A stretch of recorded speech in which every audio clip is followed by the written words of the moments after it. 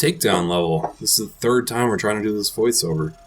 Freaking sound booth decides to change how it works just absolutely randomly, and when I click off sound booth, it quits recording and doesn't send any sort of NextGenWalkthroughs.com brings you Modern Warfare 2 veteran walkthrough from bitter, pissed off me. All right, so you got Marvin in the seat next to you. Oh, so you got Marvin.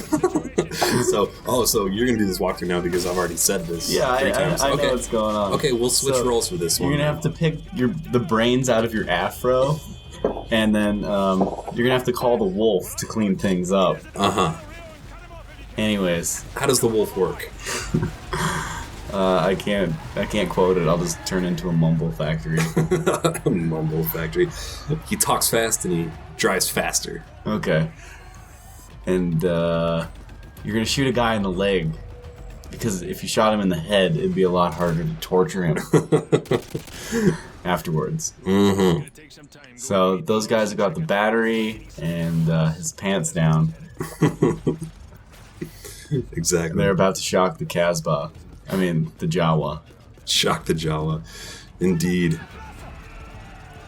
So, oh my god, it's hard to be genuine when I'm saying the exact same thing 3 times. Yeah, a nice improvement that they've done about this game is that in every other Call of Duty, they have these infinitely respawning enemies. Just wave after wave of guys, no matter how much you kill them, if you're not moving forward, you're not going to make progress. Right. But they took that out of this game. Except for this part right here, which I think you can kill everyone, but for the most part, it made the game a lot easier. Right.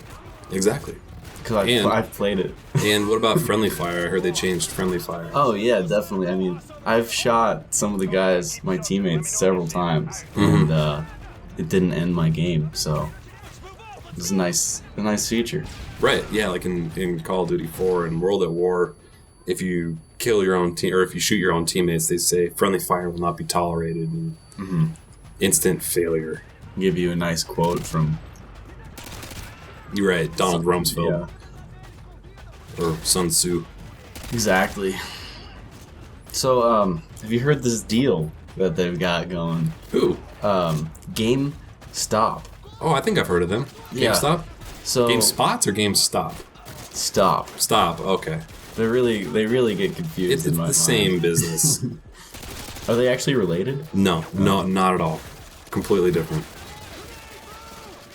And, well, anyways, so if you buy this game new and return it within a few weeks to a month, or some sort of relatively quick time frame, they're going to give you a really good trade-in value, $40 for it.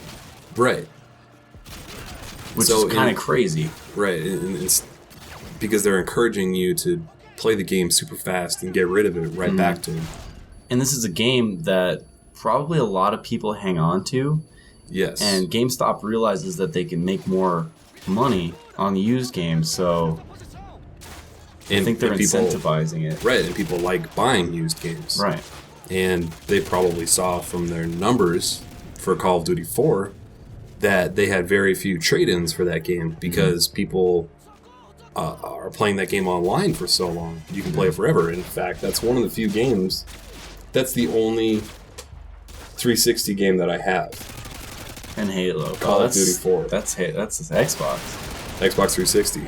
Yeah. That's the only Call of Duty 4 is the only Xbox 360 game that I have that I'm not planning on trading in right away. Well, and Lego Indie. Oh, right. The Lego Indie Kung Fu Panda mix on one disc that came with the arcade or whatever it was that we bought.